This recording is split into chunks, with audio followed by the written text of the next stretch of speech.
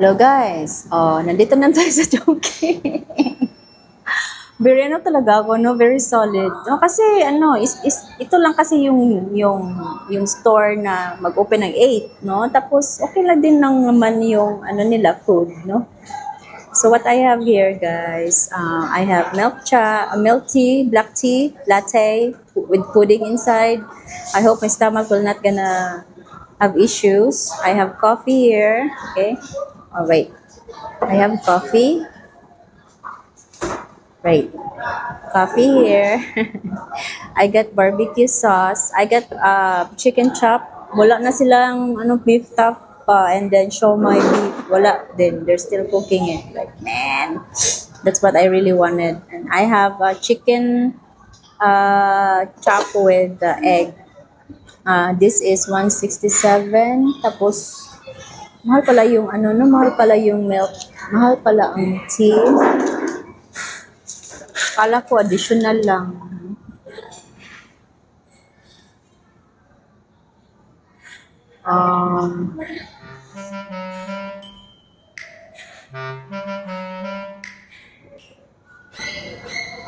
Iba yung label ng nila. I thought it's 160. Yeah, 164. 89 pala yung black tea. Okay. Ay, sana sa labas na lang ako nag-black tea, guys. Mas mura pa sa labas. Tapos, mataas pa. Ano ba yan? Mataas yung content ba, volume ba, mas marami pa. Ano ba yan? Mali tayo ng estimate. Anyway, bala na basta maging masaya. Basta today, I'm very masaya. Kaso lang, sickly ang hubby ko. Anniversary pa naman namin. Ngayon, 20 years na kami, guys. Simple lang. Wala. Ewan ko if we are going out kasi he's sick. I hope he feels better, Sickly siya. Kasi alam ko naman bakit siya naging sickly. But hopefully, he's going to feel better. Alright, so chika tayo. Ano bang chichika natin? So, life lang, no? Ang goal ko talaga sa life now, no, na easy lang, simple. Be grateful to everything kasi yung biyaya, pag grateful ka, mababalik sa'yo, financial abundance, okay lang, no? Wala pang changes sa abundance natin. This channel, it's not picking up. Ako, mas okay pa siguro magtrabaho ng gobyerno. Hindi pa tayo maging mayaman dito, guys. Wala. Mahirap pa nga makapagsweldo monthly. Pero buti na lang kasi dalawa yung channel ko, so I can combine the two. Pero last month, hindi ako nakasahod last month. Mababa talaga yung views. Okay, so, kung talaga ang buhay pag vlogger, no? You cannot predict the outcome of your videos, Sometimes you don't expect, tapos boom, magiging viral siya. Yung video ni Angelica Panganiban, naging viral siya sa akin dito. Very issue yung talaga yung body shaming, no?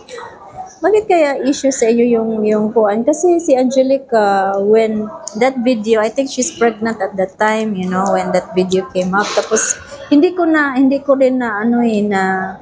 kasi sinubaybayan yung mga artista, guys. So, sorry about that.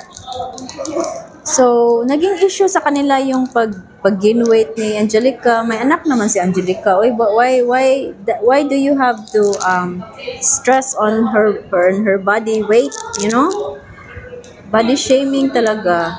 Alam nyo, mag-focus muna kayo sa sarili nyo.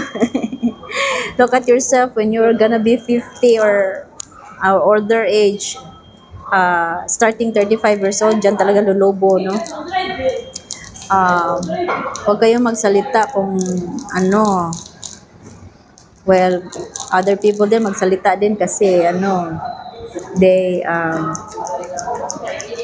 They were able to stabilize their weight, no? Pero si Angelica, guys, may sakit kasi siya. For 1 year siya give me a spoon. 1 year siya naging bedridden, no? Kasi yung isang hip bone niya namatay. Kung kayo kaya, yung hip bone yung mamatay. Tapos hindi kayo maka-walk, no? Nandyan lang kayo sa bed. Tapos, buti nga sila, mayaman sila, no? Kasi meron silang sa kanila, silbi. Tayo.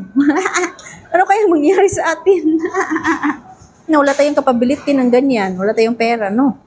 I mean, may pera tayo, pero we cannot sustain that kind of living, no? Kaya talaga nag-ano din si Angelica, no? Trabaho agad siya once she feel better. Kasi, expensive yung nangyari sa kanya. Oy, replacement of the hips, no? Regeneration of the bone. Alam niyo ba yan? O, hindi. Kasi alam ko, kasi pinanood ko kasi yung naluoy ko ba sa iya ba? Kung ano man siya, uy, how come the life ba ay naku, no? When I found out na yung may problema para siya sa hips, ay, kawawa, uy, sus, buti na lang, siya, no? Very prayerful. Mataas yung pananalig niya sa Diyos. Ay, naku, gayahin niyo si Angelica. Gayahin niyo siya, uy, naku. Para hindi kayo magkasakit. O kung may sakit man kayo, you will feel better. You will heal like her, no? Ano talaga, miracle yung nagawa sa kanya, guys. All of us can heal naman basta may pananalig sa Diyos. Pero kung wala kang pananalig sa Diyos, bahala ka na sa buhay mo. Ano ba yan? Yan lang muna ha. Yan lang ang chika natin ngayon kasi parang murag bang kung natok sabi ng spirit, hoy, pataka lang ang sulti ha. Bitaw, oy. I like Angelica because she has faith. She trusts herself, you know. She take risk.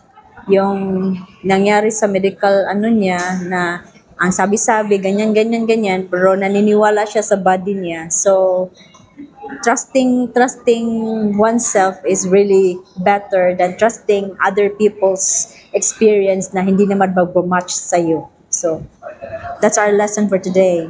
Trust yourself better than relying on other people's experience, which is not yours. Love ya.